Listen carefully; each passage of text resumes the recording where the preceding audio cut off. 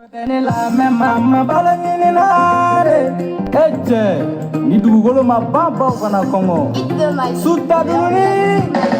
abonne makira ndo ibai menda ngoro tama nega sira tamanye eche obana saya joro koni manyo tire kokona mogo manasa jaiga dunuya abonne makira ndo ibai menche setama nega sira tamanye eche obana saya joro koni manyo tire kokona mogo manasa jaiga dunuya bona sebelo fai fonu beta mobili laga tolu bila kananai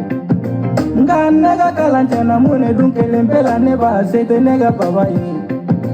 kalo kele kalo fila juru de yele la babala uye nege kalanai ma kone mage papa de fo man ni boade ija mali mai ore lam fene nana damandala me mama balo nyini fonga njanto mama lai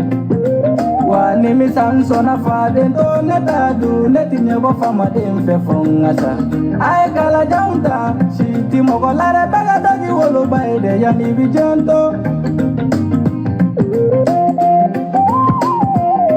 afonne makira ndo ibai menda ngoro tama nega sira tamanye eche obana saya joro koni manyo tire kobona mogo manasa jaiga dunuya afonne makira ndo ibai menche setama nega sira tamanye eche obana saya joro koni manyo tire kobona mogo manasa jaiga dunuya mewa mulekele lae kila ndo yage muola ngolo ya eba mago yambi muna obe kauna ngaumbe kalange me auma bara soro amesi munila sigi kuntana ay kalange kakila gama sonya uke kola jenna sigi kuntana amesene ke kakila gabalo santuni kola jenna sigi kuntana ame kori sene jumtila ga yelena kola jenna sigi kuntana ede kala janta ngosuro femine dola kala janta kalo sara kotola kala janta empo menatola kala janta mona baba ala sigidu de mo sofoni mi moriebi abonne makira ndo ibai menda ngoro tama nega sira tamanye eche obana saya joro koni manyo tire kobona mogo manasa jaiga dunuya abonne makira ndo ibai menche setama nega sira tamanye eche obana saya joro koni manyo tire kobona mogo manasa jaiga dunuya bona dengenu bemi mali famo makla wafa wo gelela esgandem zube barasuro Ligana gaila Baba Jawara Joila Baba Nale soite nimisa Wale koragere baba daw ye muri anikala Sidi Jalo Musa sangare kujala Ani nega Sidi soflage sarama Ale boss Jate mine Bagar Sako Doso Milmo Bafi mon grand sœur de valeur Almata Chancelina Embramo Abila Star Nekelenta mécanicien papier ma Dedri Kovalani Malik Sahara Karim Memi Rompoint Karim mi fait Somalintigi Yenda Moyala Baba Jawara avoilemo yanga ulanga ndonge ube ay kala jaunta damanga ne vaga suno me mama balonyene na damangane mine suno me mama balonyini nane apla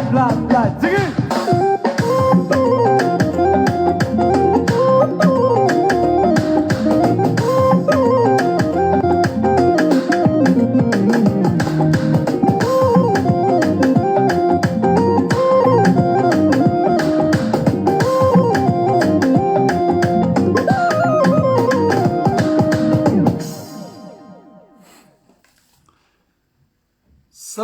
Salam alaikum belebele de Paris dagantigi alhaji de Paris waliju de Paris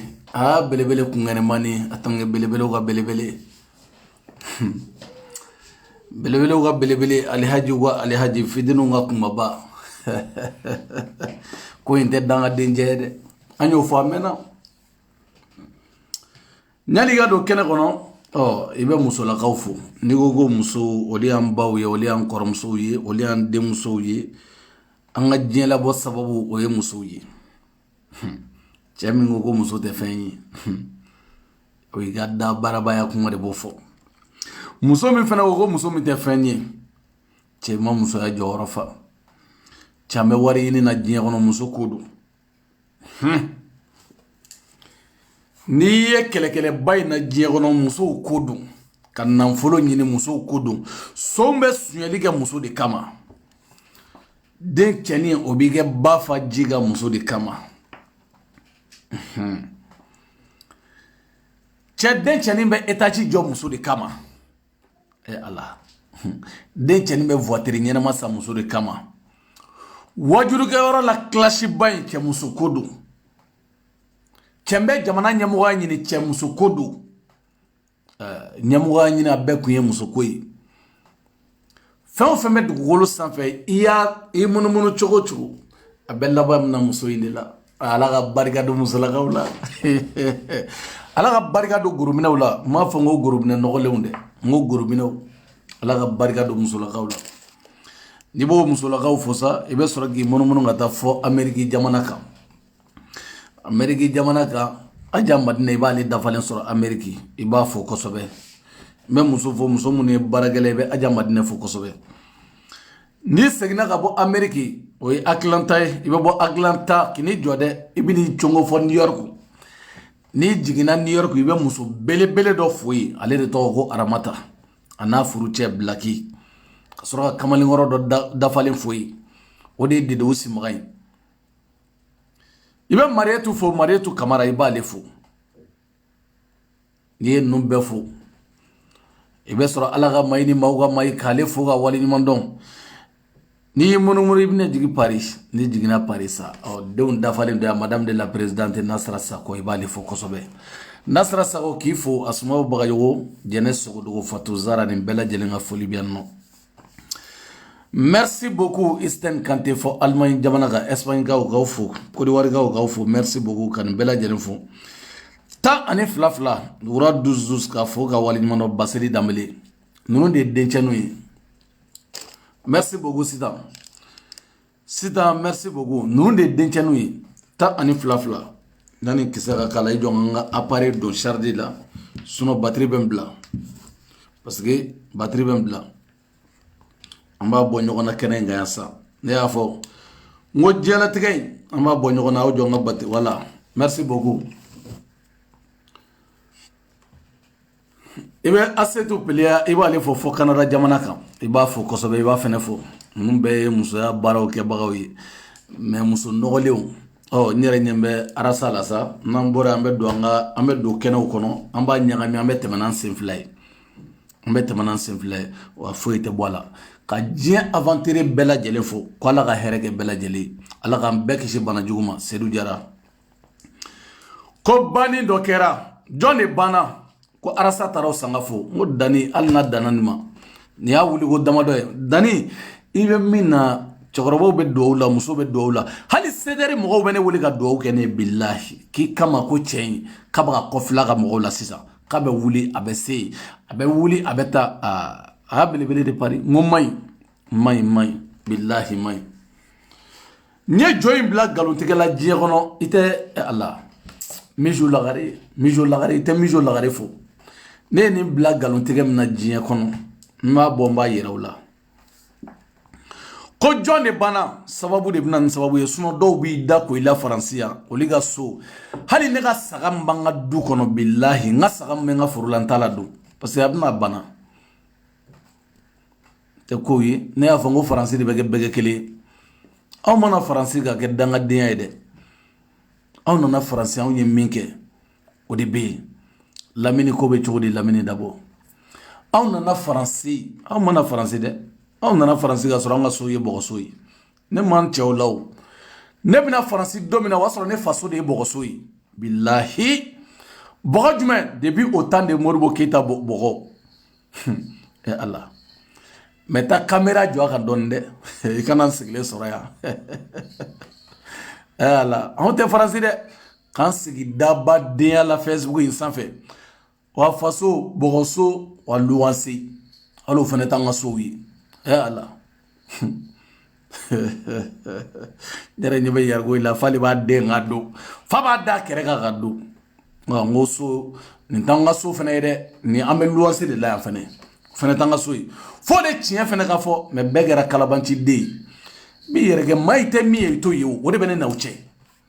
ni ne bɛ ne ni bɛɛ cɛ ne danni tɛ min ye ne tɛ se ka k'o ye ne tɛ se ka n yɛrɛ kɛ milliardaire ye ka sɔrɔ a tɛ n bolo ne fa tɛ min ye ne fa t'o ye ne fa tɛ Ibeka ye n fa tɛ Sumayila ye n fa bɛ k'olu ye jagoya la cogo di ne fa bɛ kɛ Sumayila ye ko ne sigilen don video kɛ la o bɛ kɛ cogo di ne tɛ min ye ne danni de tɛ n yɛrɛ k'o ye n ye min ye n y'o de ye ne ma dogo mɔgɔ la dɛ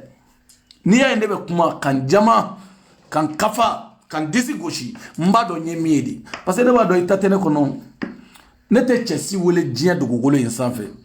ko ɲama i ka nin kɛ n ye dɛ n b'i wele mɔgɔ kungo la kɛ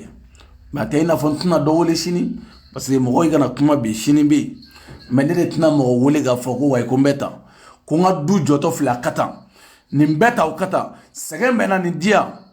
a ma tɛ ya tɛ bilahi o de kama n bɛ kuma a ka di ye cogo min na n wasali anw bɛ bɔ aw jɔ an ka dɔ bloquer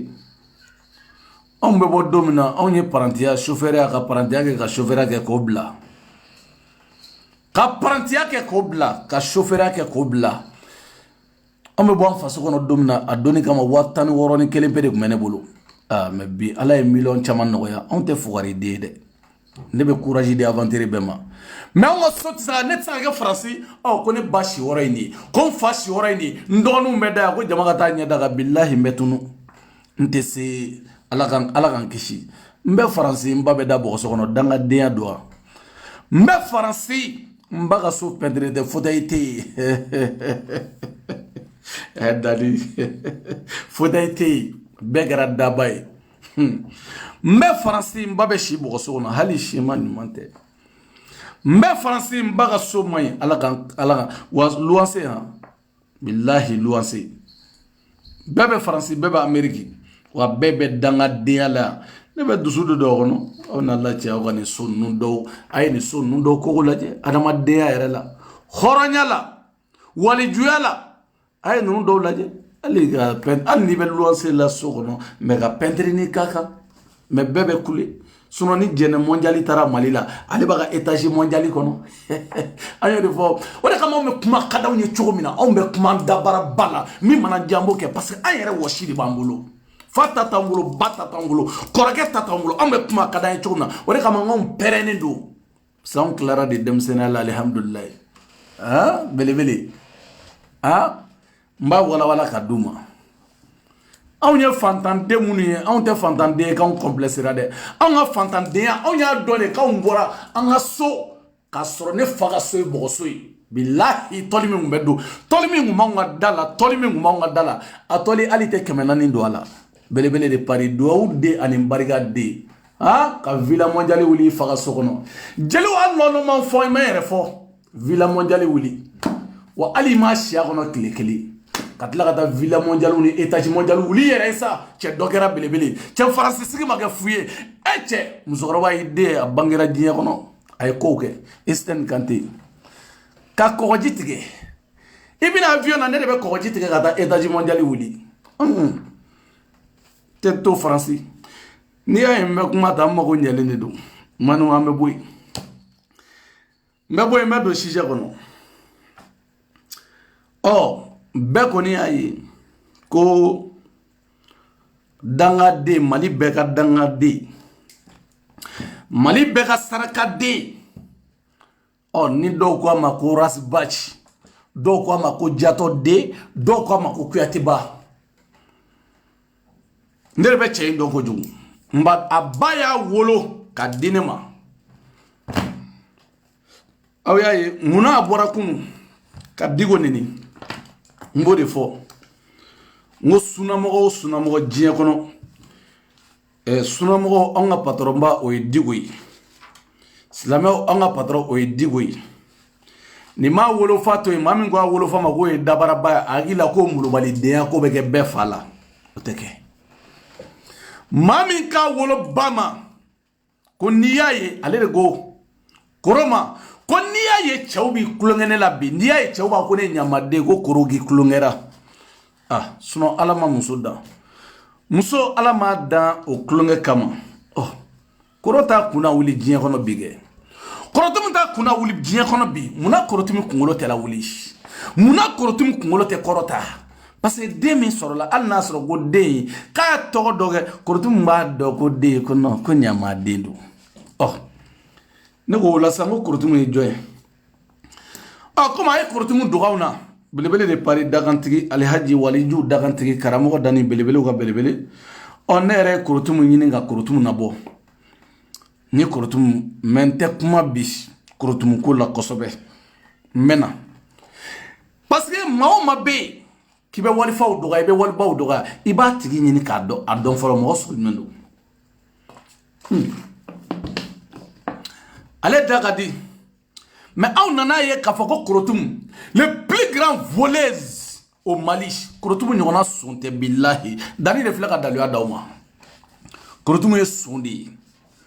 n b'a daliluya d'aw ma ne tɛ kuma ni daliluya tɛ n b'a daliluya d'aw ma wa n bɛ na dɛ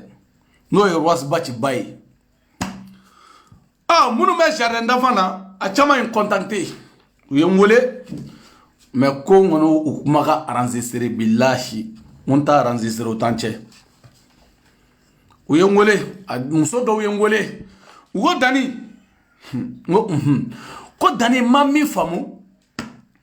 aw ka nin dangaden nin bɛ kule min na ka galon da mɔgɔw la dugu ɲɛfɛ mais aw minnu ye journaliste ye n ko ayi n ko ne tɛ journaliste ye n ko ne ye mɔgɔ ye n bɛ kuma Facebook sanfɛ ne tɛ journaliste ye ko mais journaliste kan ka taga a ba bɛ wɔrɔ min na a ba bɛ wɔrɔ min na n'o ye korotum ye ko korotum bɛ wɔrɔ min na korotum bɛ baara kɛ wɔrɔ min na ne ko cogo di tan ko korotum bɛ baara kɛ jardin d'enfant na ko ye directrice don ne ko n ko état ta don wa a yɛrɛ ta don ko ayi ko état ta don jardin d'enfant in tɔgɔ bɛ di Kase Keita jardin d'enfant in tɔgɔ o y'o ye Kase Keita o ye korotum bɛ wɔrɔ min directrice ya la an ko n balimamuso n ko mun bɛ yen a ko ale den bɛ yen ale ye den o den sɔrɔ bɛɛ tɛmɛna jardin d'enfant in fɛ ko mais a bɛ san 5 bɔ bi olu ka jardin d'enfant wallahi a y'a lamɛn dɛ k'a bɛ san 5 bɔ bi olu ka jardin d'enfant les directrices korotum n'o ye Roi Baci ba ye n'o y'a woloba ye jardin d'enfant Kase Kase Keita a filɛ ka Mamadu Konate min ni denmisɛnninw ka ɔkɔli b'a wɔrɔ la yen nɔ dɛ ko jardin d'enfant in bɛ yen a ko n ma ko ɲani korotum kana yan ko korotum bɛ baara kɛ banki in tɔgɔ bɔra n kɔnɔ ko mais k'u y'u bɛɛ gbɛ n'i tɛ sun ye i tɛ gɛn ka bɔ banki la k'u y'u bɛɛ kɛ k'a nana a yɛrɛ sɔrɔ jardin d'enfant na n'o ye Roi Baci ba ye arasa b'a dɔn ne ka radar ma ye korotum y'a yɛrɛ sɔrɔ ko korotum san o san wagati bɛɛ korotum bɛ wari minɛ comment élève de parents na san bɛ kɛ ka ban écoledenw tɛ cadeau tɛ sɔrɔ u tɛ kulonkɛ kɛ korotum bɛ wari in bɛɛ kɛ tayi ko ni ma sɔn ka journaliste bila u ka taa ɲininkali kɛ bilahi ne b'a dɔn cogo di arasa an bɛ ɲɔgɔn dɔn Bamakɔ a ko ni ma sɔn n ka journaliste bila u ka taa ɲininkali kɛ jardin d'enfant Kase Keita korotum bɛ baara kɛ yen de n'o ye arasa ba ye le plus grand voleuse a bɛ denbaw ka wari fara ɲɔgɔn kan ka denfaw ka wari fara ɲɔgɔn kan k'a bɛ baara kɛ k'ale a bɛ tulonkɛ kɛ denmisɛnninw ye cadeau bɛ di denmisɛnninw ma san bɛ don ka ba foyi tɛ ye denfaw ko ne ko n balimamuso ko nin ye san joli ye a ko k'u bɛ san 5 bɔ nin cogo la depuis san 5 san 4 depuis ale den in na foyi tɛ kɛ jardin d'enfant in na ko korotum b'a wari bɛɛ ta bilahi a bɛ wariw fara ɲɔgɔn kan directrice a ko Dani n bɛ da ye a ko kana enregistrer n ko n balimamuso n tɛ enregistrer n'i ye kuma fɔ ne ka ban ne tɛ mɔgɔ enregistrer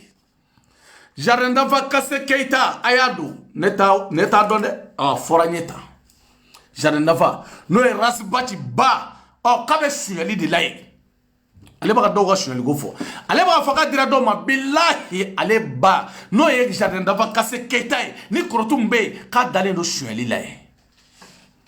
maliyɛnw aw b'o faamu cogo di o de kama n'i ye maa o maa ye a ma kana dogo dɛ Ni ye maaw ma i dabadenya fɛn sugu dɔ la wagati bɛ walifaw kan a fa n'a ba ɲini i ka dɔn bɛɛ b'a dɔn a fa ye suyɛli kɛ kɔsa na o ma dogo diɲɛ mɔgɔ la debo ye miliyɔn tan suyɛ o ko hali n'aw i bɛ ka bila ka na a foyi tɛ se ne ma bilen ka bɔ yen an bɛ taa diyo Bathily ka du min jɔlen don diyo dɔ y'a jɔ il était construit par Ibrahim Boubacar Keïta mais a ma fɔ mɔgɔ ye wagati dɔ la mɔgɔw m'a fɔ ko i bɛ ka muɲunen don franchement i bɛ ka muɲunen don Ibrahim Boubacar Keïta Bathily dɛsɛra ka so jɔ a faso la i bɛ ka so jɔ a faso la diyɔnkaw tulo bɛ ne la n'i ye nkalon tigɛ i bɛ ka Alassane n'a taara a b'a kili sigi so min kɔnɔ o ye IBK ka du jɔlen ye IBK de y'a wari bɔ Bathily wa Bathily de y'a ɲini IBK fɛ n bɛ fɛ i ka du jɔ n ye Bathily tɛ malo a den tɛ malo bilahi aw yɛrɛ ɲin dɛ a tɛ malo a den tɛ malo n'i bɛ malo mɔgɔ bɛ muso ɲini suguba kɔnɔ k'o den wolo suguba kɔnɔ wa suguba kɔnɔ den aw delila k'o maloyalen ye mɔgɔ ma den min bɛ wolo jama la suguba kɔnɔna la o den bɛ maloya mɔgɔ ma n bɛna a y'a fɔ a yɛrɛ ko Bathily ka so diyo o jɔbaga o ye IBK ye k'a ka bɔ o k'o ɲɛfɔ a ɲɛna yɔrɔ n ye miliyari 30 ko min fɔ a da tɛ don o la o dibaga n y'o fɔ a ye Sanke Zu o ka affaire a da tɛ don o la bilen a da donna mun na Ali Sidibe i dangaden n'i bloqué a da donna mun na a bɛna a da don mun na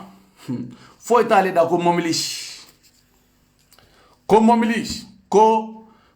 min dira Diko ma foyi t'ale da o kɔ foyi t'a ale fa ye gouvernement ka mɔbili ale fa ka to ministère la a jigitɔ ka bɔ ministère la a ye gouvernement ka mɔbili a y'o moteur siɲɛ k'o don mɔbili wɛrɛ la mais a t'a ɲɛfɔ dɛ n bɛ da ye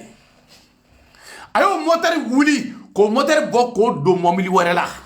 a t'o ɲɛfɔ dɛ ale fa ye gouvernement ka mɔbili o y'o suɲɛ o tɛ fɔ mais an tɛ kuma di n y'a f'i ye n k'i ni nin kana jɛ danni ta bɔlen kɔfɛ a la n y'a f'i ye tan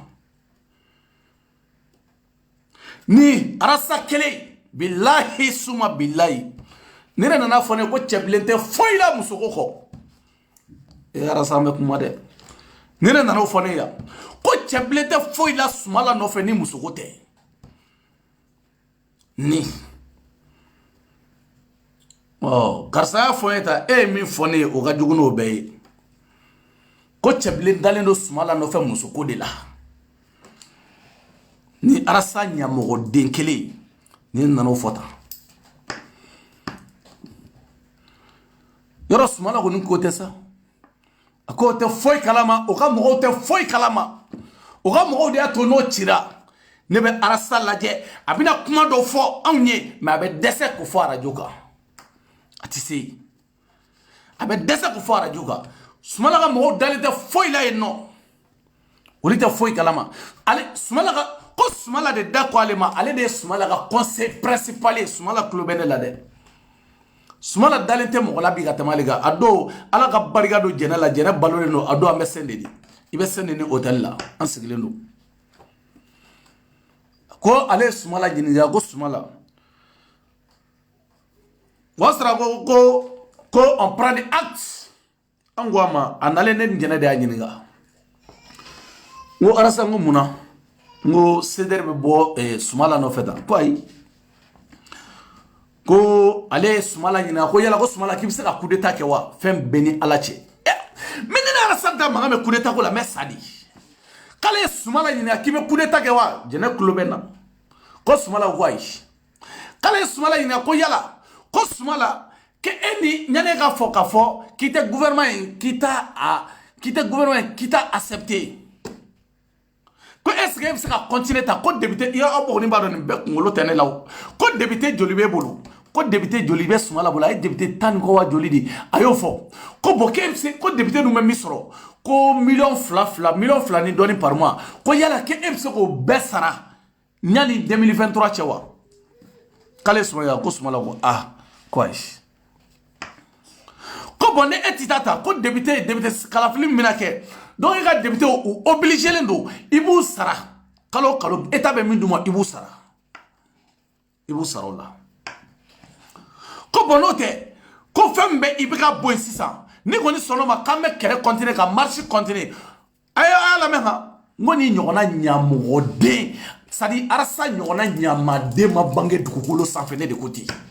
abe mi fo ko yala ko sumala kale sumala nyina ko ni wanga continuer ka marche ke sumala yala est-ce que eni généraux do benen do ala wa parce que coup d'état de ibika boy ale aye osmala ni généraux ma bela coup d'état sera ke ga a to fla bon non mo tna soro mi be coup d'état ke aw nya nyi nga orala o ngo musa singongo ko yala ko ibeka ko ni do ko ibeka te président arasa ko ma ko de musa singo era ko tununa parce que sumala ni mogoma be ka coup d'état ko organiser non ko mo soro la ka coup d'état organiser arasa aw me continuer ka marcher mais nya mo de nana siya ko coup d'état kale bo konani ngo de plus bâtard comme arasa ita yinyela auta doni ni nana siya ko coup d'état ka yo konani alors que c'est lui-même qui est en train de planifier un coup d'état pour que godo sumala kongolo la mais sumala ko non aya générauté sumala bolo sumala ni sorasima bela pour que coup d'état ke o mo te sumala bolo ale bora adwan sigili no gara be sumala neni no gara nta fo quoi be sumala ba neni anga karkono neni chugondo la quoi fem beni alache abo bli anga karkono neni chugondo la quoi aba ko cheble ko no ko te foi la ko be ko angono la eta ko be musuko dila ko musuko ko ni ko cheble claro la peu on ni ala ni krache o mo kele betla gara fo nyene ko no ko coup d'état kale o konani mais ni sumala ko généraux babolo ani sorasi do benen do la ko fara Musa Singoka parce que Alassane c'est lui-même qui a dit seul coup d'état qui va faire partie Ibeka ko donc ko moté sumala bolo on do no moté kambe actita sinon ko ni coup d'état o de ba arranger pas ma fo ko ye politique ye non il va gérer non tellement il gérer arasa est ni ko sera gérer quoi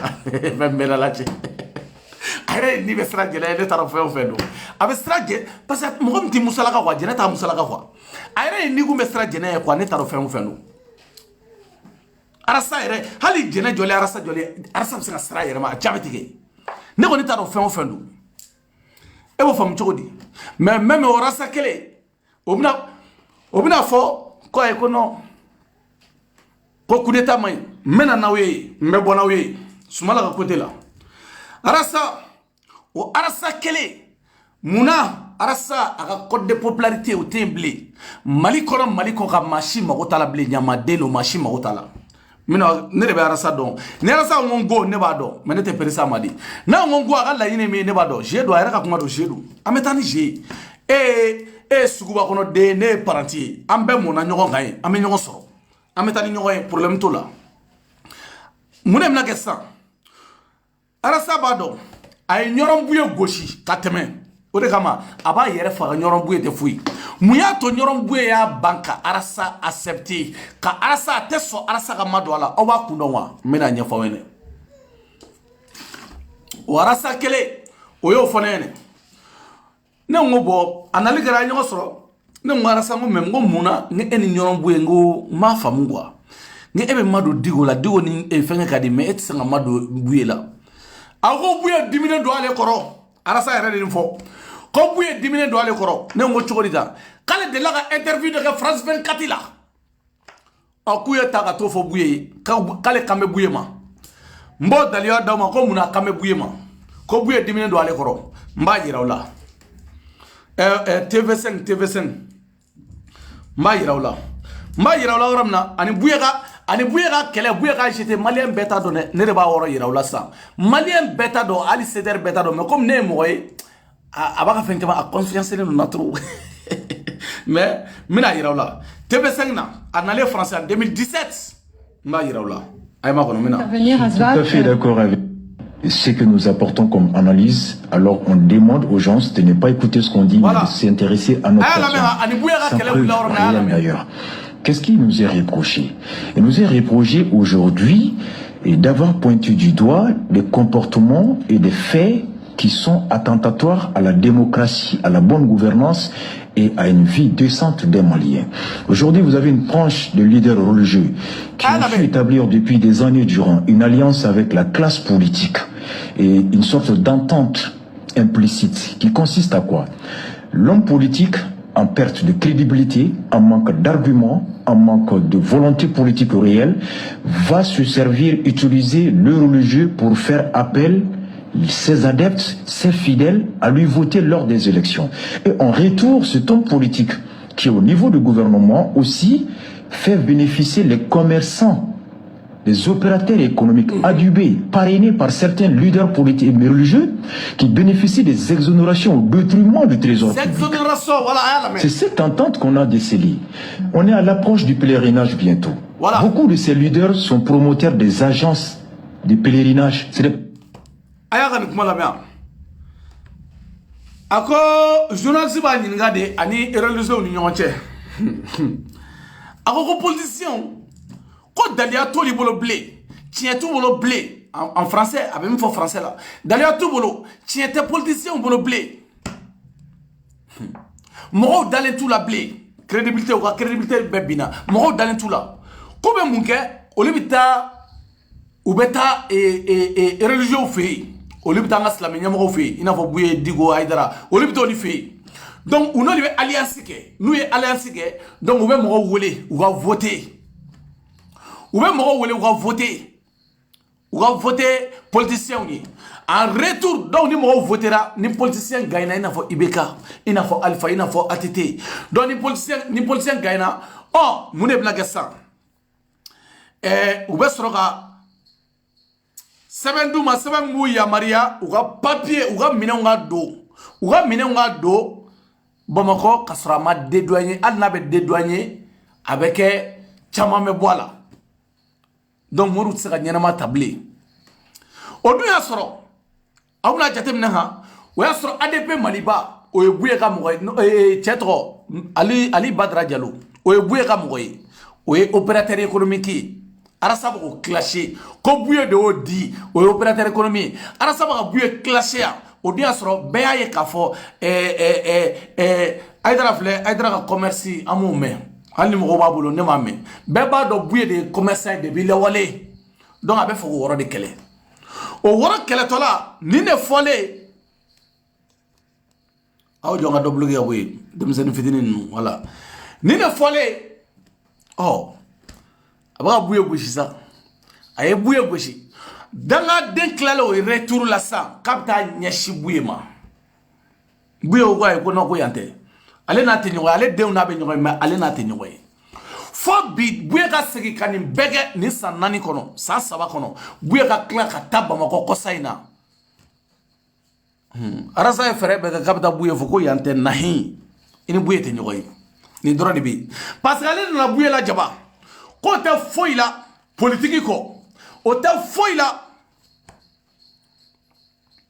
ka politicien menacé abe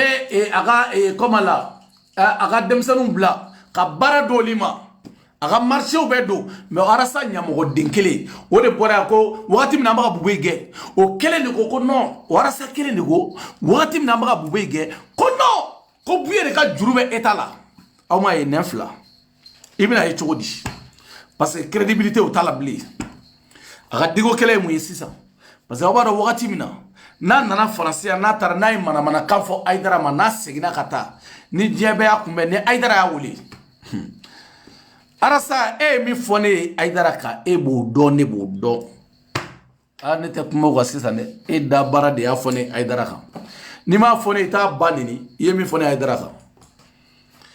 dola chawara baga so borana sari nte kuma infalon quoi parce que quelle était clé o mi fone donné aidara ka so bo do ne bo do mo mani aidara photo wa fatra aidara doya fa ka so nama be aidara ka mo ma me aidara ka mo na kuma mo wa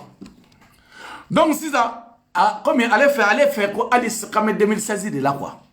arasa elle fait en 2016 ou 2017 de là nana sigi ka digo neni ka digo doya oh digo ba fo a refait lui dans sa tête parce que crédibilité tɛ arasa la bɛɛ siranna ɲɛ politiciens tɛ sɔn ka ma don a la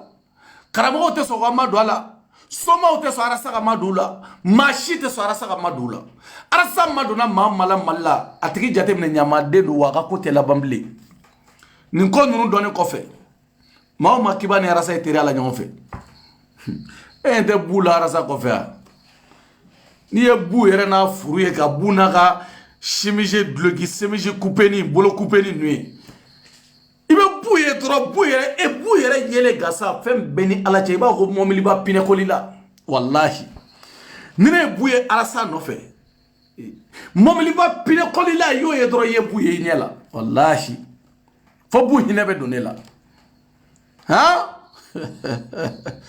donc a yɛrɛ fɛ sa Diko de bɛna wele ani Diko ka ye ɲɔgɔn fɛ mɔgɔ ka arasa ani Diko ka kɛlɛ banna bɛ taa arasa filɛ nin ye a tɛ i ɲamɔgɔden fo ka diɲɛ wuli e du tɛ ma don Diko la bilen fo ka diɲɛ wuli e bɛ Diko buruja bɛ bɔ k'e buruja siɲɛ 100 e fa ye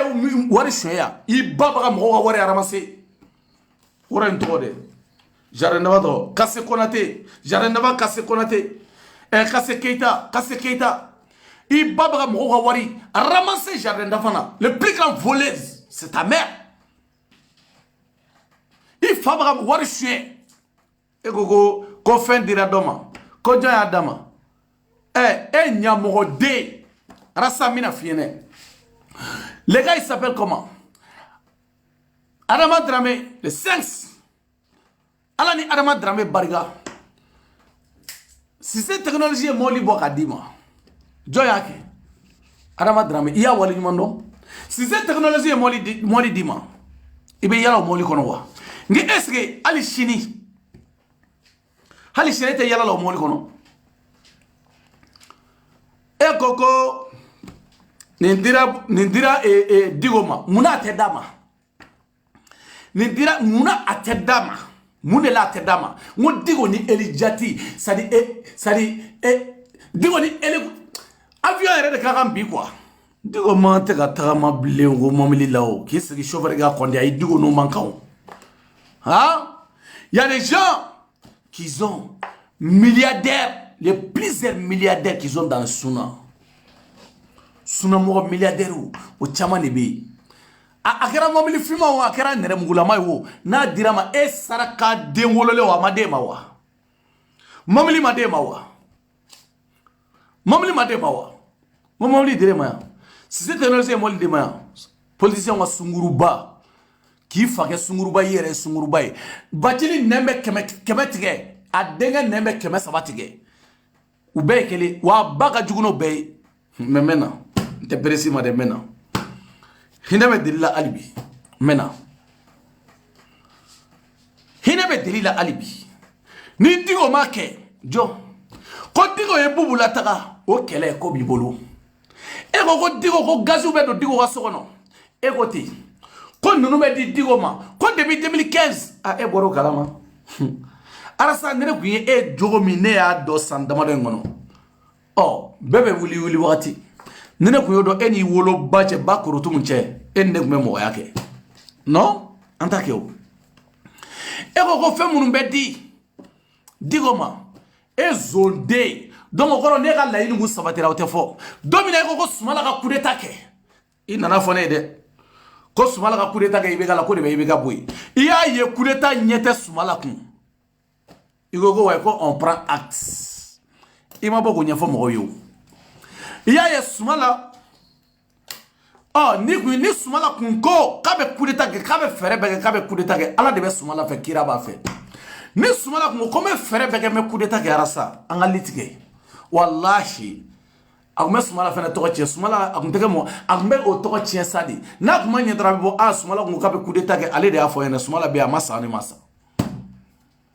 mais Sumala y'a fɔ a ye ko coup d'état kɛ mɔgɔ t'a bolo ani mɔgɔ ma bɛn coup d'état kan a yɛrɛ da ye nin fɔ tan ne ye k'ale ko on prend acte ala k'i ni nin jɛ diɲɛ kɔnɔ a ye nin to ne bolo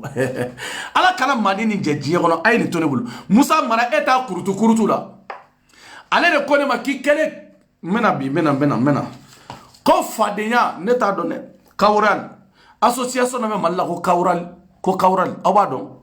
fak me Sénégal kawral awbe kawral do aw ye kawral ka arasa to fo adala alu be jera ta sumala no fe aw ya remarque aw ya ga arasa to fo aw ba ka arasa to fo hala bete ma arasa ka siraka ito yo aw ye kawrali ako kale farala Musa Maraka ko ka communicati meria nyini ko di Musa Marama arasa de ni foni a do ame mobili kono ame Espagne amagata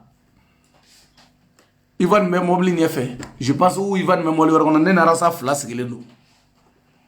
ame mobili kono amagata ame Espagne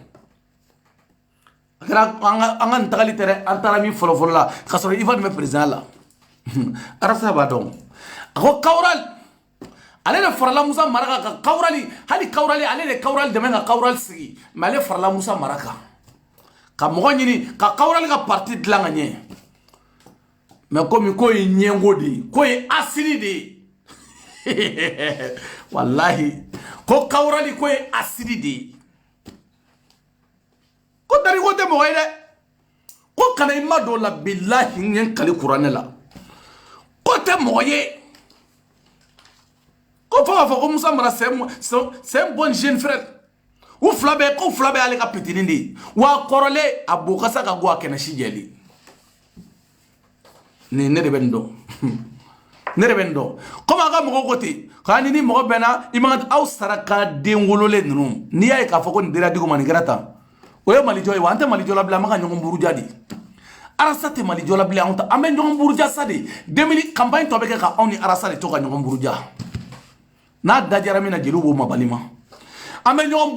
buruja.com oni arasa me nyongom buruja ame mindo nyongona mode fo nyongom masa ale na woni fere jeraw arasa na wonde jera na ko ni karsa jera e nyamogo de e na wonde jera e gumuna mi fawni e re ko ni may dali ndale no mo gomna o e ni buni lasne ibni ga jien feme de fawni ya comme sumala ma ko de tage ako kawrali ko nyango ko nyona acidité ko kawrali nyona acidité arasa de ba ni foneta quand il carrément faut avoir kinima dollar je te donne faut avoir je te donne un conseil kinima dollar quoi wa ibita soro obe friend de arasa ga o de tigera arasa la parce que ni mo tigera arasa la arasa biti o tigi de tochi atarane tochi basi ka soro ne ta kalama ane kuma doge basi kuma ya fone ne saradi tu vois non ebno le fone ne bi ayemi fone atale aidara fe ayemi fone arasa bodo ne makumu kan folo ne itale aidara fe yemi fone ne comme igo ibe dai video fe video mani onye video mani amenyo kondo mbete mena mi arasa ko kunu aga kumala ko ga to momili kono kaya me tellement que joye kalabanci demolole ne de be ni do ala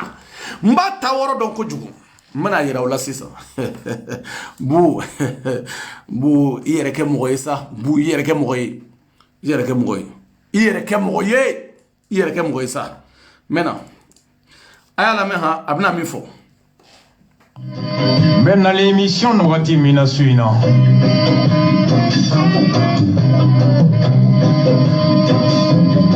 Nimbutros gali ani simagan sababe mobli kono Doye téléphone ci Boutros Galima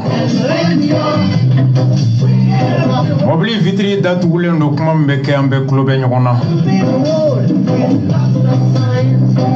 Global la beka tiki jabi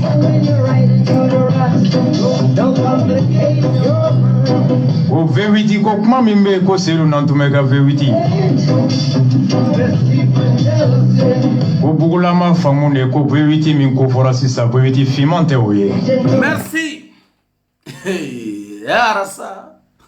ayro akana ko dane atoma meni fakata e nyamogo de dade be fakaliga merci oya mea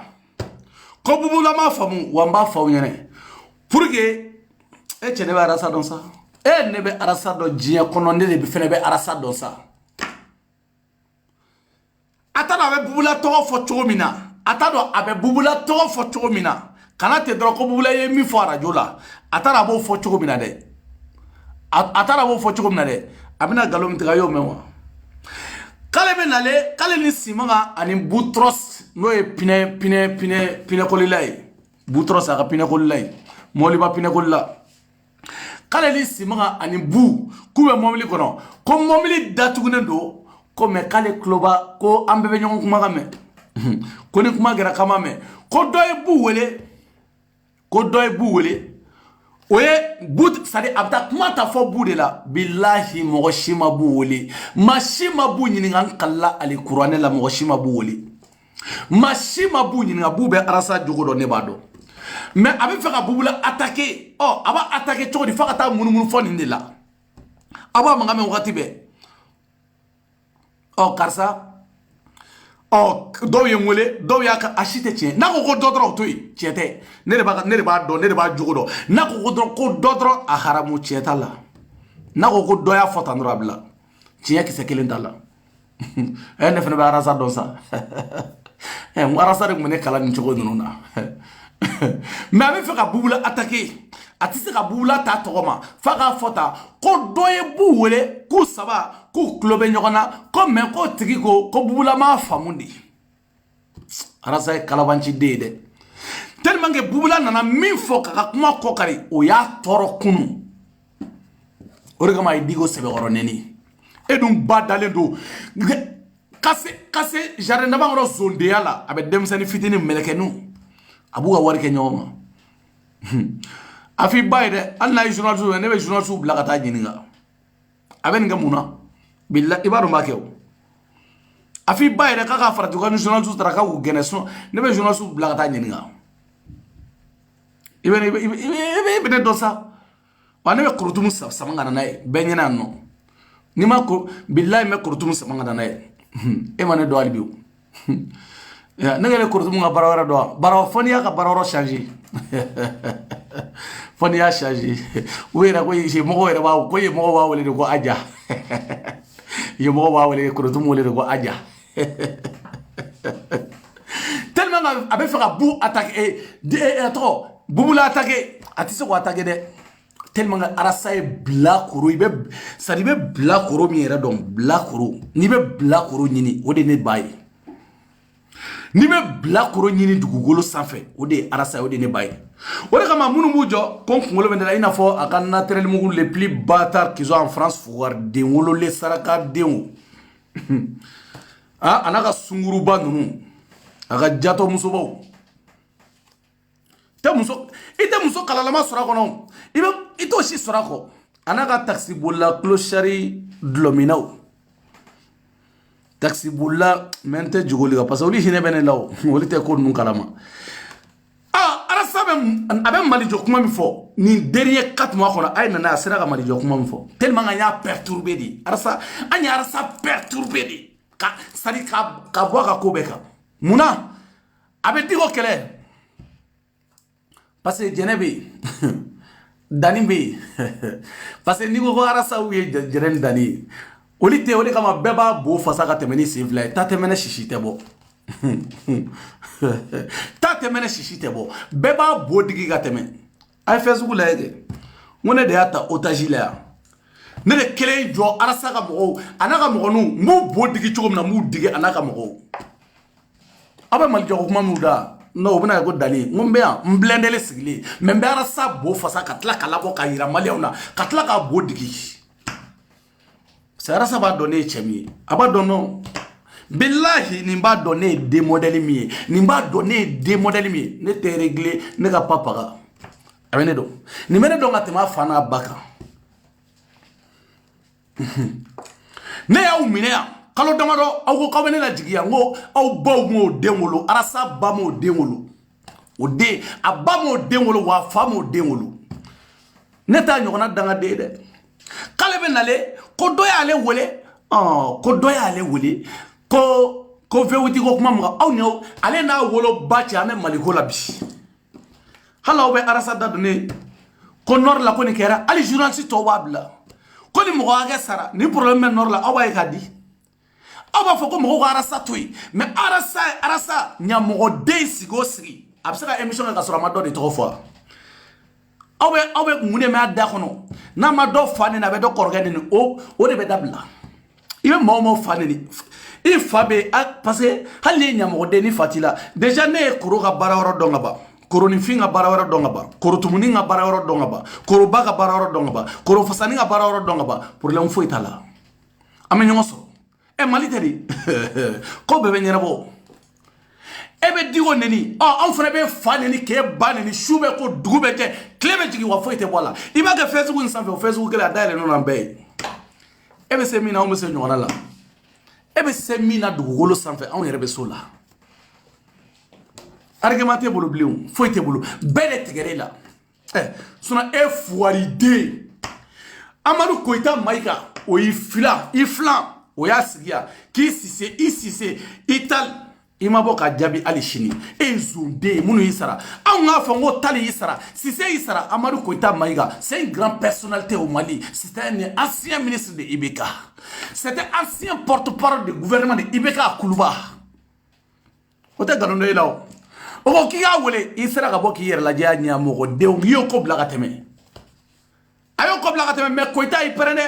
aba sigi ki ma kono figa ere doge absaka kuma domina parce que ma donné arrêt ni fone non Koita e dimi dola bubula la nani fo awya wulile bubula abe faka nyinge bubula la mais Koita kuma na ya arasa kuma game awye arasa kuma game ka Koita répond muna aye Musa Mara répond dongole akoko muna aye e yato e ala e chene be arasa don sa muna aye Kilima répond Kilima ngo kabita plainte ke moko ka kuye so jo ou bien chien arasa ko ko plainte ke moko ka ko te céder ga bare e nya moko de no te céder ga bare Kilima mi yake munya ebe Kilima ndogoya pourquoi ebe Kilima ndogoya o mi yake muna ye Kilima ndogoya e ko ke ka barate mi nga baradu e Kilima ndogoya akune kwa ye Kilima répond Kilima masima ere ibora iblaro la ko eni kata mais Koita ita ito ma isi se itali Maïga yes c'est ka wari mine kasi c'est ka mamli mine kasi c'est ka wari mine ka tali ka wari mine mais pourquoi rasa jusqu'à aujourd'hui on est le jour on est le combien aujourd'hui on est le 12 je pense on est le 12 ouais le 12 octobre jusqu'à aujourd'hui et ma seka Koita répond et seka Koita répond et me mo ge black rodi ka ko black atete me femi tete me o de tete me momli dira digo mante non Koita de ko ki sise yes ka wari mine yes wara ka wari mine yes wara ka wari momli mine ye tali ka wari mine e nyamo deshi jugu dewo eso ifaso ibaso woni muso ni fone njatigera di mulla ka bosi no kala folo kan sigidi ay wole ko ako alo ako dani do ango awo a dani ama fena famunde an deumbe okoli lawo Oliga ko tabasra fe arasa sigile do radio la ko momli dira doma ale dum baba nga waru an de nga war mine ataka fatigué mo fo e babe sueli la e fabe sueli la e rezunde e mo ga waru mine ki judicier e ala cabinet to ofra kalo cabinet mina no cabinet to yo kini cabinet be barage nyo fe ngono sini mena keni ni cabinet be barage nyo fe kam mo ga waru mine hali sini uma wole fo ma fo arasa Drogutala le plus grand bandit au Mali o Yarasadi a ñogona bandit dema wolo dugugolo sanfé lebna go digo e mu kala dugo e fa président sigile e fa sigile e fa tisaka kuma président o président mana malla u sigile i fa sigile u tisaka kuma mbayirila atete sigile o fembe ke digo e mais digo e malien ta fo de go me malien dala digo fatite ne sabu jugu denwolo lew mena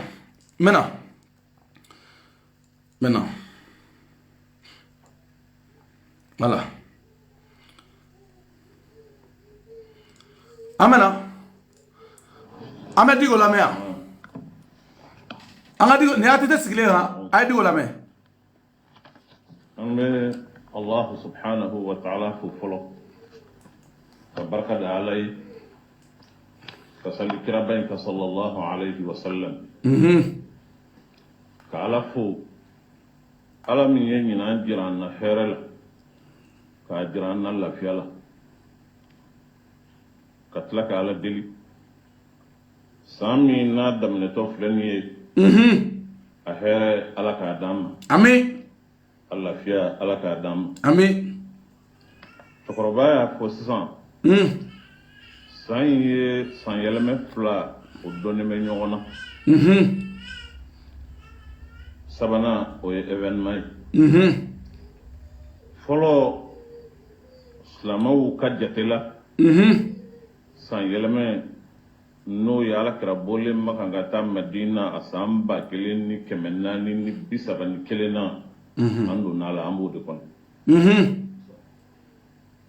o ni san yɛlɛmɛ min n'o ye Nabilahi Isa a bangeni jate ye nin 2 bɛɛ lajɛlen u bɛ ɲɔgɔn fɛ a sabanan ye san 50 min n'an bɛna don a kɔnɔ nin bɛɛ ye fɛnbaw ye Ala ye min jira an na an ka kan ka barika da Ala ye fɛn min na kosɛbɛ k'a ɲini Ala fɛ a kɛ ko ɲuman n'a fɔ ko ɲuman Ala ka nɔgɔya an ye amina jamana ɲɛma a kɛlen bɛ laada ye ni nin waati in sera an ka foli di ɲɔgɔn ma ka dugawu kɛ ɲɔgɔn ye ka ɲɔgɔn bilasira bilasirali don dɔwɛrɛ tɛ kɔnɔnja kumaw don ŋaniya wɛrɛ tɛ o bilasirali kow la min b'an yɛrɛ kun kan n'o ye silamɛ o kuluba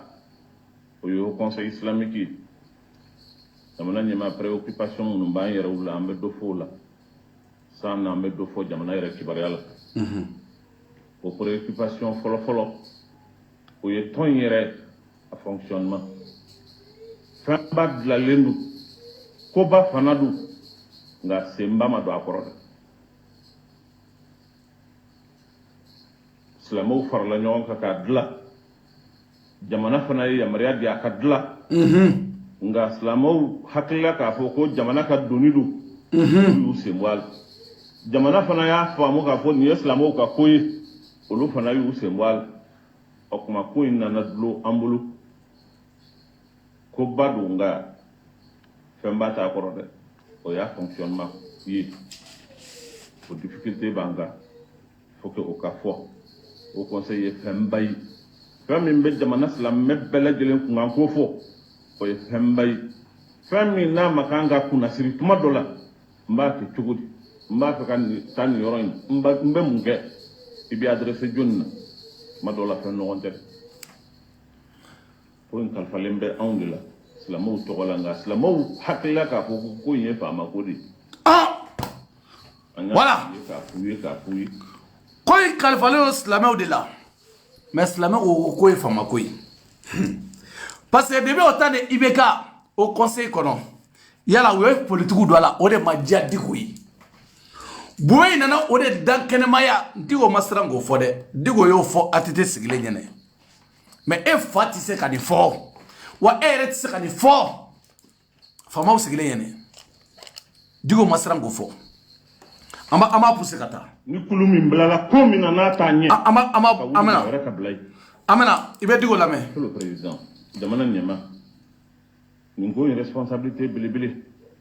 a bɛ maa min kun kan o ye e de ye dɛ a ka kan ka f'i ye parce que n ka kan k'o fɔ ten Ala y'a wajibiya an kan k'a fɔ ten wa n ka kan k'a fɔ ten ni maa min bilala yɔrɔ min na n'a t'a kɛ k'a ɲɛ o ka kan ka bɔ yen maa wɛrɛ ka bila a nɔ na kosɛbɛ ni kulu min bilala ko min na n'a t'a ɲɛ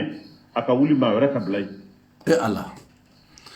n ko Diko de bɛ nin fɔ président sigilen ɲɛnɛ Imam Diko ale de bɛ nin fɔ jamana ɲɛmɔgɔw sigilen ɲɛnɛ maliyɛnw ka ci degun bɛ maliyɛnw da la jamana bɛ gérer cogo min na ni Diko tɛ hali a kuma cogo a tɛ paniquer foyi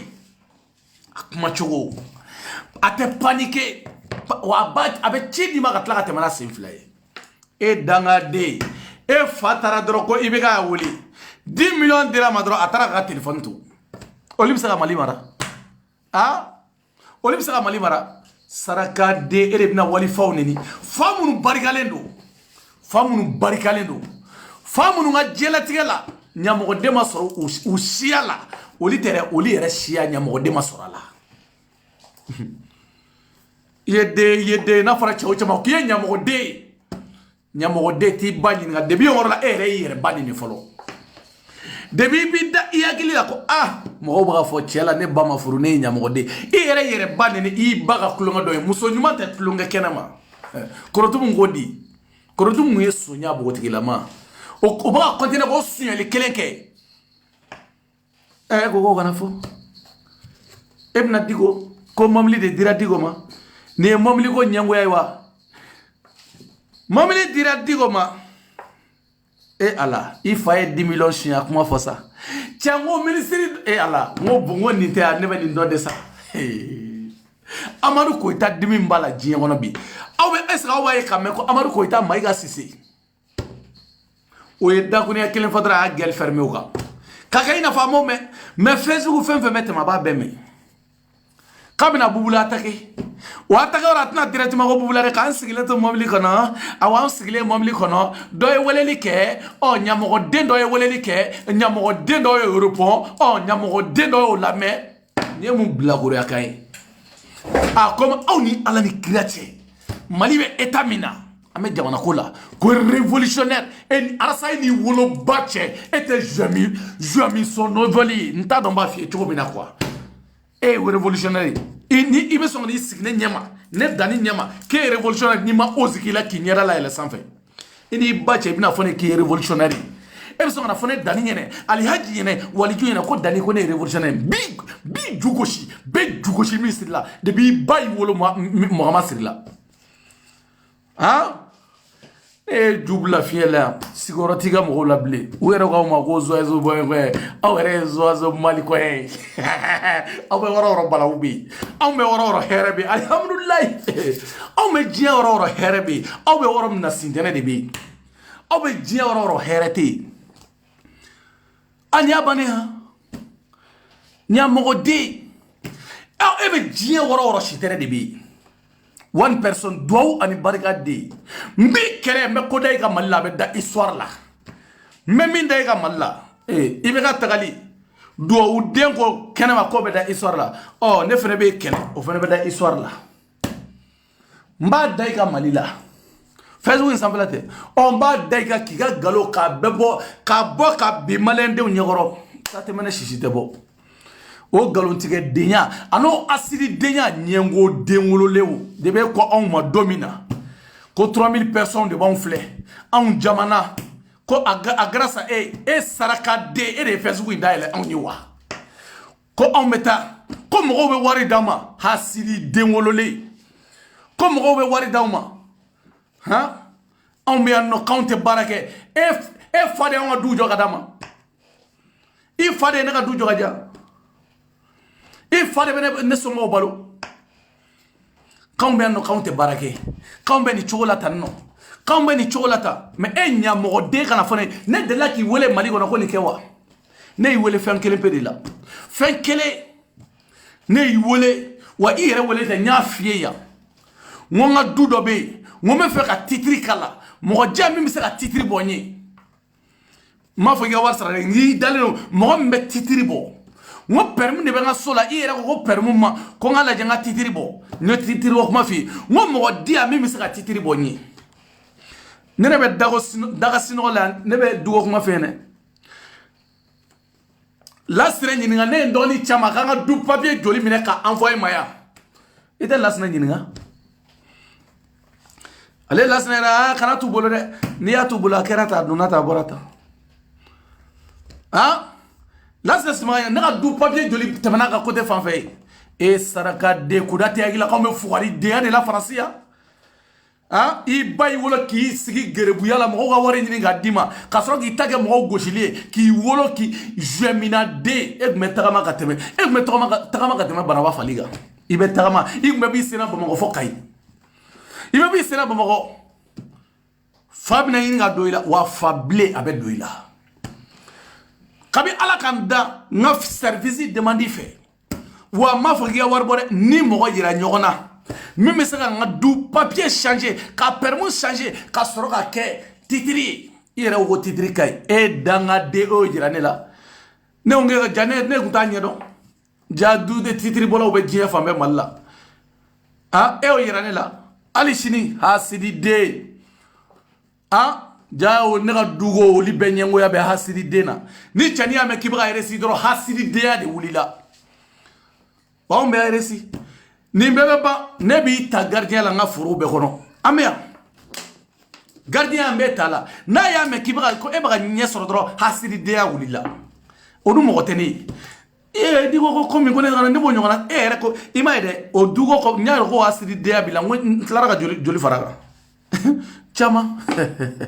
mane do alibi mi tege ne bodega ko ni na do ko fe on fe mane even meb na ne do ay jisuma do ni me fa ay jisuma mi ha foi a MC folie là ay mi se kata mo fo ko dugo no ha jele minena malien be ado kumula ka do jabala jele minena imata jene fo ne ay wole ngo karsa mo ko baka fot ala je kata jene la je ala mena ne ko arasama wallahi wota jene la je aw la sibita la je bubeta la je ko ale tara ayara sala mene ko jene mena dom na ko dugusa je kale tara permis demander kale bu bla ta permis demander ko permis bana ko permis bana parce que aba yerege fenni do ewa jene tara kaso kana enyamata da jene ka fana MC tara kaso ke enyamata ka aw ne ko fana MC ba kaka bo aka foko wa ko no ki tara laje MC Klobenela abise ka bo ka galone tike sura mata MC laje nkalla al Qur'an la MC fina ka kali Qur'an la mata laje okera uya kuma wulia MC bora ko MC ka boka foko wa kono MC bora ko galon tige ngo kera o mage ki sudara sura mato laje o imato laje kasulawo ye galon tige awon yere bora ko galon tige ko tola fasa ambe ya galon tige ngo chien fo de imato laje iga mo joli somo ko saraya ni me bude blagata era kumeta ja eba sisa ne eba mo ko nyini ko iga mo do sumo ko sara nyembala oduna ko do fene sumo ko sara wa ga groupe nyina o tayre nyani ndemini aw ga mo besa ka aw yere besa sa dron imai friend do de ba ga groupe na saya me ga groupe la tege groupe foila ni be groupe ngona wakati be ba me kede sumo ko sara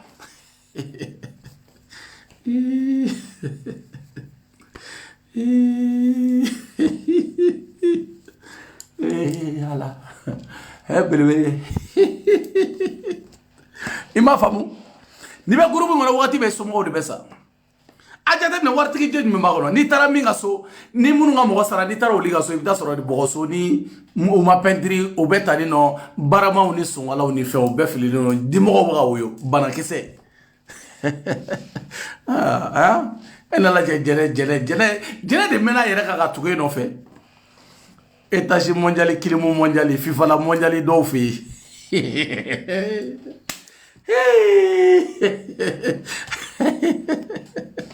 hali jere ka so dula caméra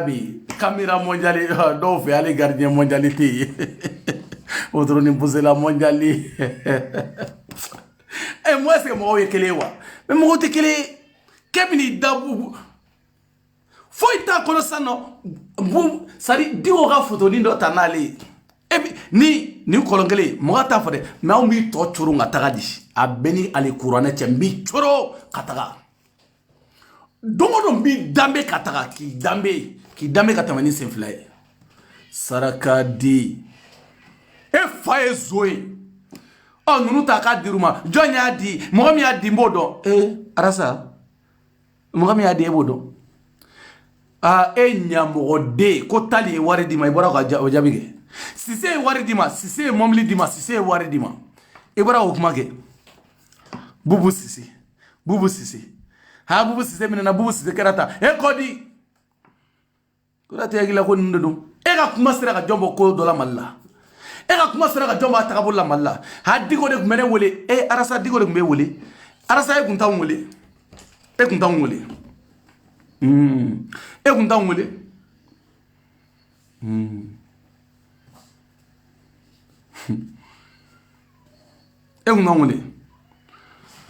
sumala sisega campagne ay wari dema e nyamogo de 2 millions de dinen ni janama kan fana kono fo mogo yi kan kono fo seder mogo yi ko goli blale la de e 2 millions de dinen janama ya kan kono fo mogo yi de ko suna me to blale la danga de sabujugu janfanci nembe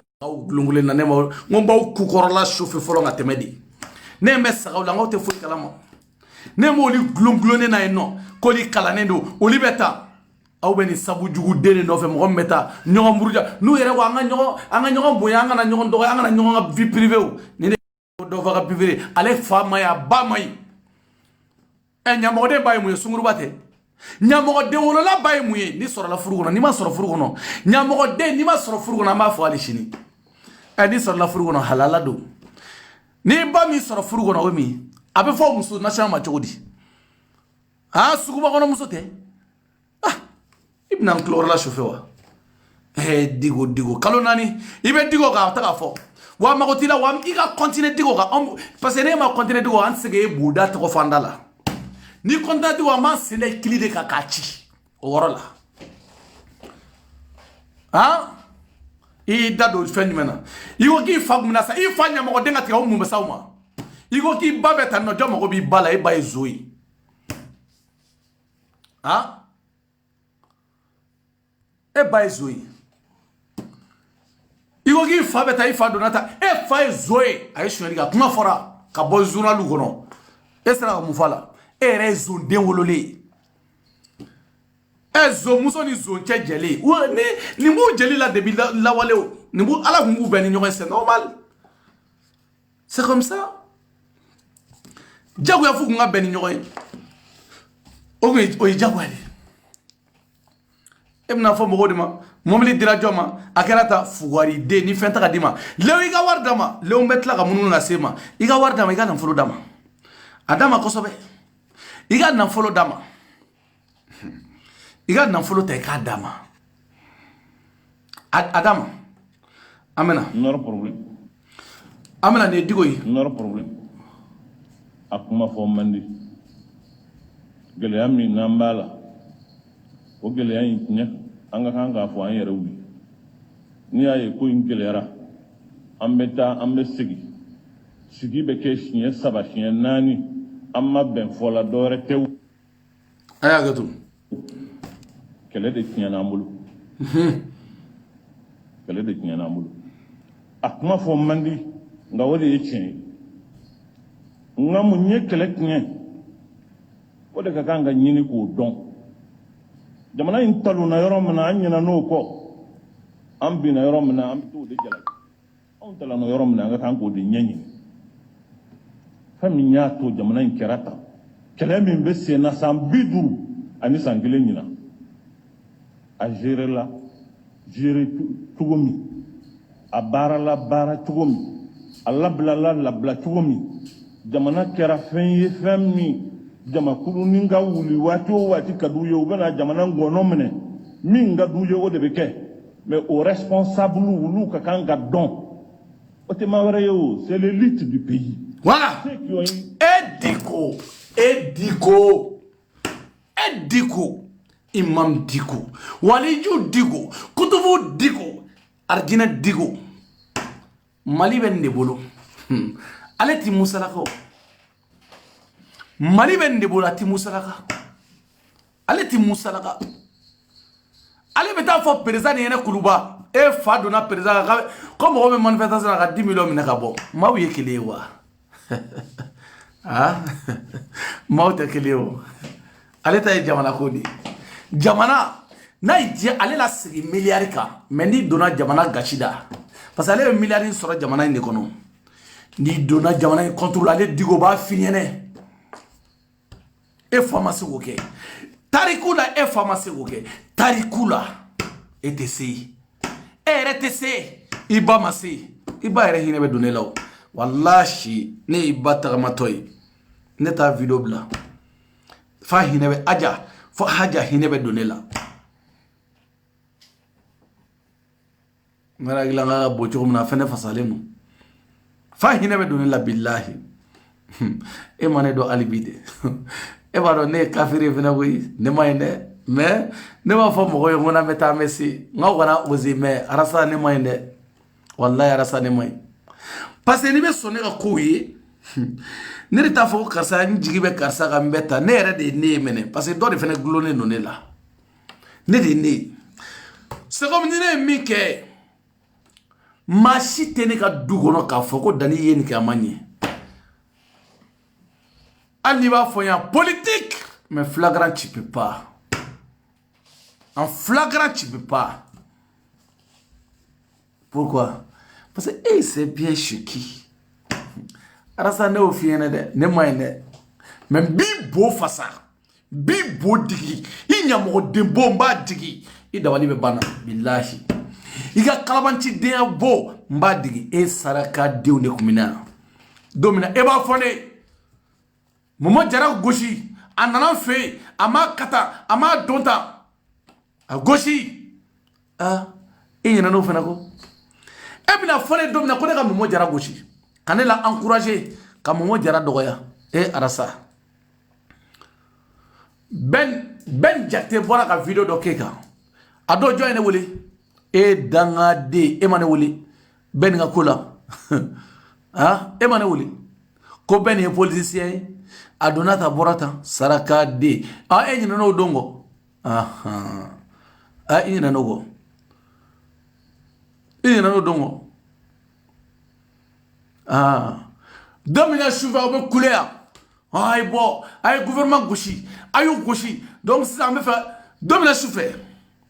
i bɔra ko Musa Timine o dɔw bɔra ni gouvernement tɛ se ka dɛmɛ mais i m'o fɔ dɛ ko gouvernement tɛ se ka dɛmɛ dɛ i nana fɔ ne de ye k'u tɛ se ka dɛmɛ k'an b'u gosi an b'u gosi u bɛ paniquer u b'a fɔ arasa i ka mɔgɔw b'an gosi dɛ u bɛ dɔɔnin d'e ma n'i ye kun y'anw kɛ sagajigi kɔgɔlenw de ye k'anw feere est ce que bɛɛ bɛ nin kalama e b'o fɔ tɔw ye i t'o fɔ tɔw ye o mais an ka bɛ fɔ ne de ye don min na sufɛ bɛ bɔ ka Musa Timine ninnu ni fɛnw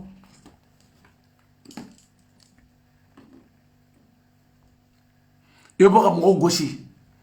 gouvernement in bɛ ta gouvernement in donna ta gouvernement donna a su a ɲɛ a kɔ kalabancidenya la si tɛ tiɲɛ ye a bɛɛ ye filo ye min b'a dusukun na ala k'i ni bɔ a kalama tellement que ne bɛ cɛ in dɔn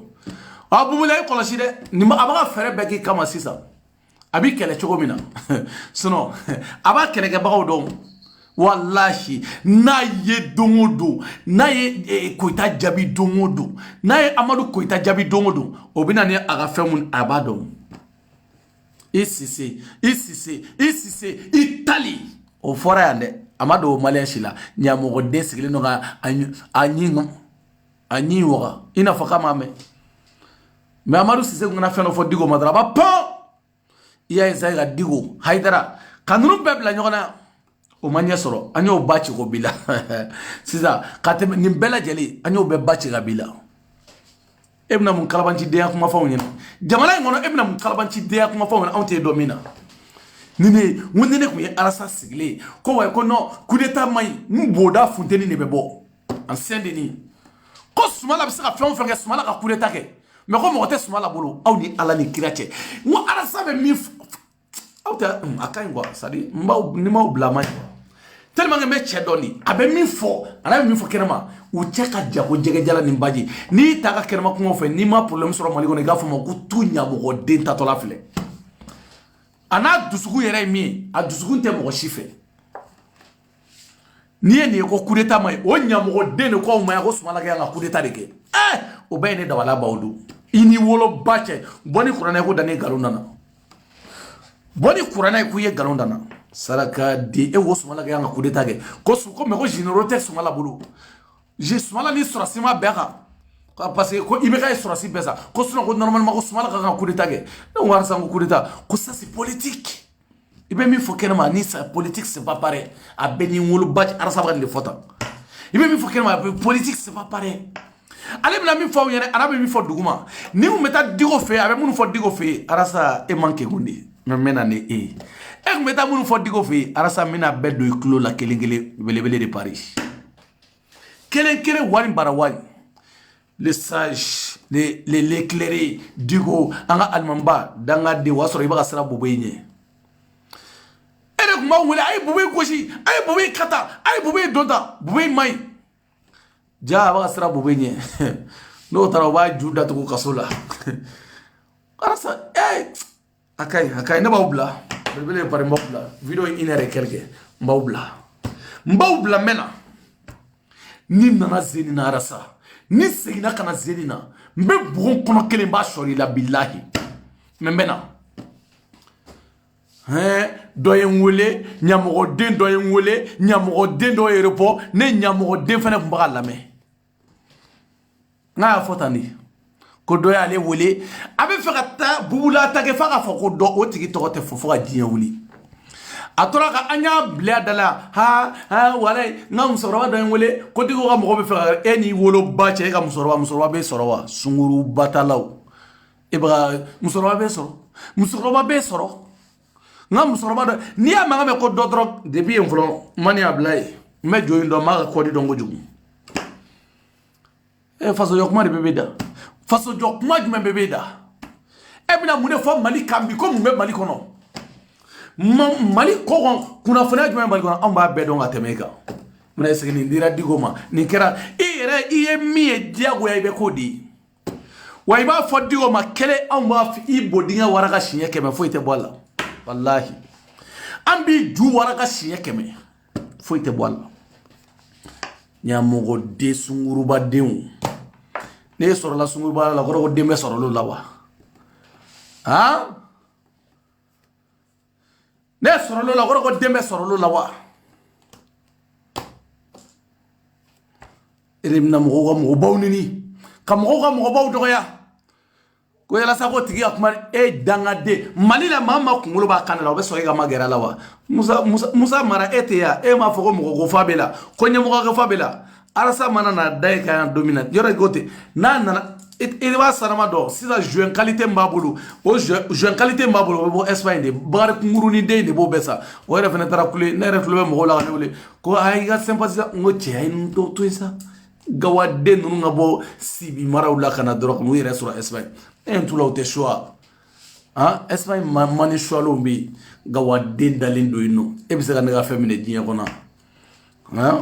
sympathisant donata e nyamogo de groupe dalere mu ali te fui kalama ni binde kabo si biga femena na Espagne abenye elena meni ni ndanga de surumani woklo ni wokale nyetele abeno depuis ala jieda depuis autant de mode bokita maube jileni munundo ali bina ba pare fago jileni do eni wulu bache le ba ubla quoi c'est ne ma ubla belebele bari arasa ni avant goudi ni tebere ni fitini di ni avant goudi ma vogali kala ma foi kala ni dabara ni point comme di comme dabara ni di kadi dabara de bambe kalabanci de mi i bay wolo ki kalabanci de ni ba fere dal do kalabanci yalla jardin so ndo jardin cassé keita au jardin d'enfant ko ibega ifaga sojo dio arasa imo nyafode ibega ifaga sojo dio bachile ibega de kaga sojo dio ibega je imabo nyafode arasa rasbach. Merci beaucoup belebele de Paris daganti ali haji dani waliju daganti karamo dani belebele wa belebele kaw fo ka wali mando mo melina ka bela jene fo ka wali mando groupe ne kumbe ka be fo ka wali mando aja madne ki fo ki wali mando merci beaucoup dire aussi merci beaucoup aramata bela jene nga foli belebele kaw be fo nun togo kaw be fo ka wali mando ta ani fla basidi damele ki fo ki wali mando madame de la présidente Nasra Sako qui faut qu'il walimando Farma Kane merci beaucoup Leja il faut qu'il walimando merci beaucoup Mariam Wande ka bela jelen fo ka walimando merci beaucoup ciao melina a bela jelen ka foli belebele bianno muso melina ka fo ka be fo ka walimando merci beaucoup Seydou a bela jelen ka foli beleba bianno jene sukudu ala ka jene ni mawga jene qui faut qu'il walimando jene sukudu i ka foli belebele babianno ala mi bagel zoni munu bay zo ko doga sheli le merci beaucoup dala dugure qui faut Fatmata Diaby merci beaucoup Fatmata Diaby qui faut awa comment merci beaucoup qui faut qui walimando Tidiane Sangare merci beaucoup mon frère Vieux Doumbouya merci beaucoup qui faut qui wali ɲuman dɔn Kadiatou Sakuna merci beaucoup Cheikh Traoré merci beaucoup i ka foli beleba bi yan nɔ merci beaucoup Bamba merci beaucoup k'i fo k'i wali ɲuman dɔn merci i ka foli belebeleba bi yan Mohamedou Traoré merci beaucoup mon frère merci beaucoup k'i fo k'i wali ɲuman dɔn Traoré Sophie merci beaucoup i ka foli belebele bi yan Keita Seydou merci Abdoulaye merci beaucoup aw bɛɛ lajɛlen ala ka maɲi ni maaw ka maɲi k'i fo k'i wali ɲuman dɔn merci beaucoup Marietou Kansai aw bɛɛ lajɛlen ka foli belebeleba bi yan baara merci beaucoup Bakari Gandeka merci beaucoup i ka foli belebeleba bi yan nɔ merci beaucoup merci beaucoup aw bɛɛ lajɛlen Idrissa Sangare nin bɛɛ lajɛlen ka foli belebeleba bi yan nɔ Dani de Paris Alhaji de Paris Waliju de Paris karamɔgɔ de Paris Touré ko bɛ cogo di merci beaucoup Dawuda Diallo aw bɛɛ lajɛlen ka foli belebeleba bi yan k'aw fo mɔgɔ bɛ na Haidara Aliou merci beaucoup aw bɛɛ lajɛlen ka foli belebeleba bi yan nɔ Tima k'i fo k'i wali ɲuman dɔn Tima merci an bɛ ɲɔgɔn bolo Asitou Diakité merci beaucoup Assa Diakité merci beaucoup Yaya merci beaucoup aw bɛɛ lajɛlen ka foli belebeleba bi yan nɔ Idriss Waki merci beaucoup mon frère an bɛ ɲɔgɔn bolo i ka foli belebeleba bi yan nɔ Mohamadi Yafa merci beaucoup an bɛ ɲɔgɔn bolo Adama Touré ko bɛ cogo di an bɛ ɲɔgɔn bolo mon frère Jabira merci beaucoup Jabira Djibril merci beaucoup mon frère an bɛ ɲɔgɔn bolo merci beaucoup Sori Traoré an bɛ ɲɔgɔn bolo merci beaucoup Youssouf Traoré merci beaucoup an bɛ ɲɔgɔn bolo aw bɛɛ lajɛlen ka foli belebeleba Jawara Bagari merci beaucoup mon frère an bɛ ɲɔgɔn bolo Mamadou ko bɛ cogo di an bɛ ɲɔgɔn bolo merci beaucoup Fofana merci beaucoup an bɛ ɲɔgɔn bolo Ibrahim Yatasai merci beaucoup an bɛ ɲɔgɔn bolo mon frère belebele de Paris Dantigi Alhaji de Paris Waliju de Paris belebele ka belebele Dawuda Kamara merci beaucoup mon frère an bɛ ɲɔgɔn bolo Adama Traoré merci beaucoup mon frère an bɛ ɲɔgɔn bolo HDM merci beaucoup Cool merci beaucoup an bɛ ɲɔgɔn bolo belebele de Paris Fodé ko bɛ cogo di Dem Traoré merci beaucoup Jara merci beaucoup an bɛ ɲɔgɔn bolo aw bɛɛ lajɛlen ka foli belebele u bɛ belebele yɛrɛ ka yɔrɔ la cɛw kun bɛ lin na k'aw bɛɛ lajɛlen fo muso kun bɛ lin na k'aw bɛɛ lajɛlen fo merci beaucoup belebele de Paris ka mɛnsiginikan ka sɔrɔ ka ta ka bɔ yan belebele de Paris merci beaucoup Ben Diakité merci beaucoup an bɛ ɲɔgɔn bolo i ka foli belebeleba bi yan nɔ k'aw bɛɛ lajɛlen fo merci beaucoup Assa merci beaucoup aw ka foli belebeleba bi yan nɔ Dani mɛnsiginikan ka ta ka bɔ yan n ka sɔrɔ k'u ta pɛn na belebele de Paris Alhaji de Paris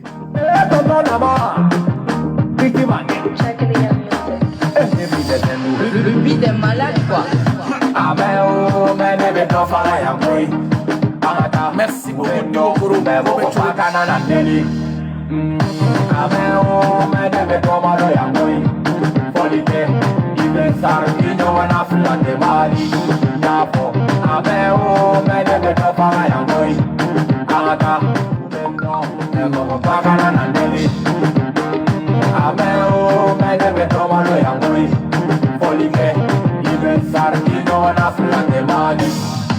Ni te sera pour la terre que solution pour y trola. Et ni dans la mila, ni no je me feti. Un coup, avancez les gars pour tout ni pere pour para païra. merci beaucoup Alman Traoré. Nega maligiri, ici qui gala que cette année tu n'es pas ben à l'épono. Ni de coupe que ni on ni de suta ni de no wala. Sugoro Fofana ko bɛ cogo di vida mi ngama ni on te na boye.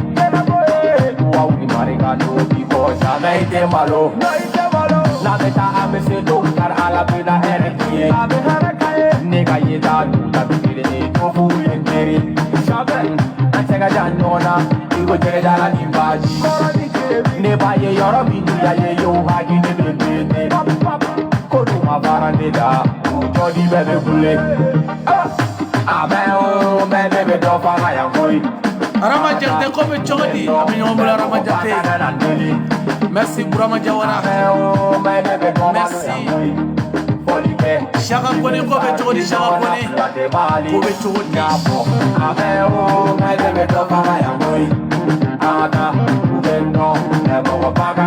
merci beaucoup Ablaye Bouré Mamadou Sila merci Awa Gafou ko bɛ cogo di merci beaucoup Fote Daesh ko bɛ cogo di Daesh Alhaji ko bɛ cogo di merci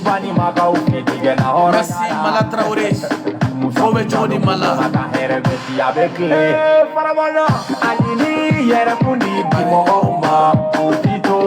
merci beaucoup Nana Kassé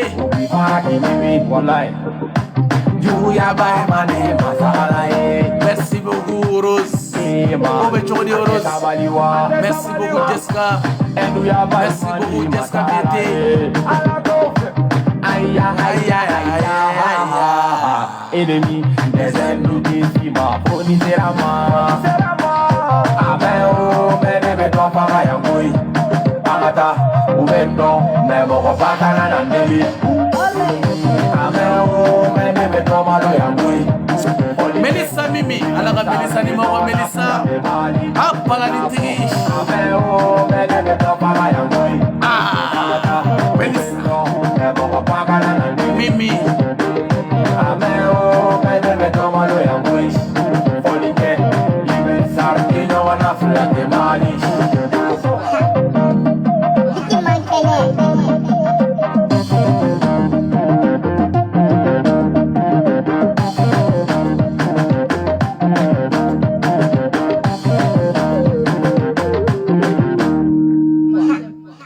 Merci beaucoup Melissa Mimi.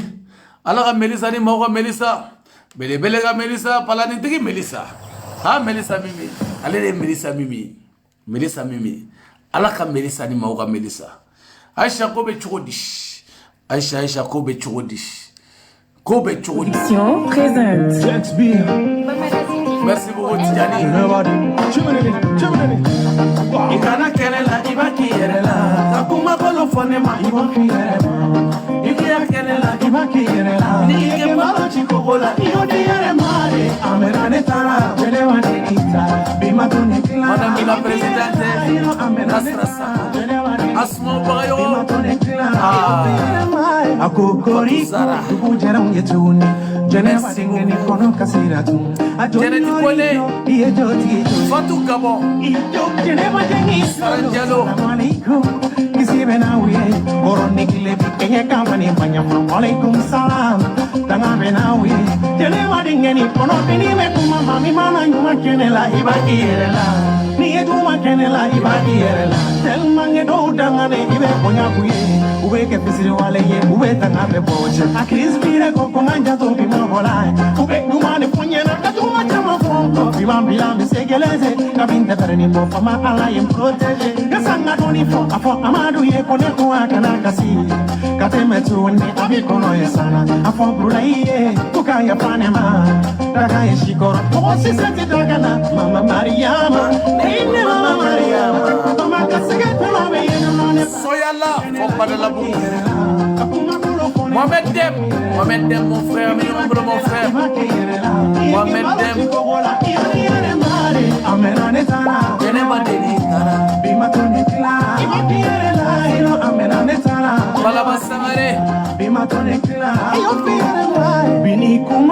Merci beaucoup, Sidibé. Maria Daniela, Oluzeboliu, Nakeri Sonye, Oroni Berek, Etani, Nepretani, Otochi Boramini, Itane Balo, Nefanete Balo, Ojaboya Foli Boramini. Je suis quand même civilisé parce que t'es pas pour ma mère. Continue qu'à critiquer au Loubena avance. Il est pas les doyens qui va regarder. Sani kane juya kerena misondola. Bama ko kaka nyimoyawa olienga silia. Alors korotumu ni mawa korotum fofana. Owe tongoti. Jama bebe ni soja. Jalube kimi akuchugunga beka. Balande. Bele bele na balande. Agara famaye. Sida la nyango edono me avancela. Alisene juya la. Sida la cavalier. Merci beaucoup. Alisene joli Owe tongoti. Kala fena ija Owe samadish. Aramata kakiti.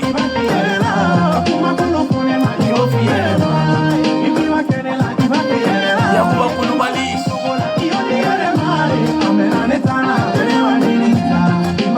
Tata Sumare.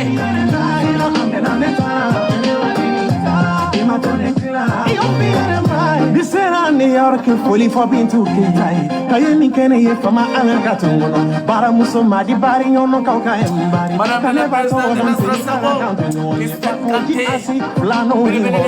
Apo ikaye. Ayajile Paris. Imam Biko. Kutubu. Waliju. Shaka baga yogo shato niene jengi tale. Shaka communication. Seder Sonda, Daniel Sonda, Jere Sogotogo, Morgan, Samu Jabate.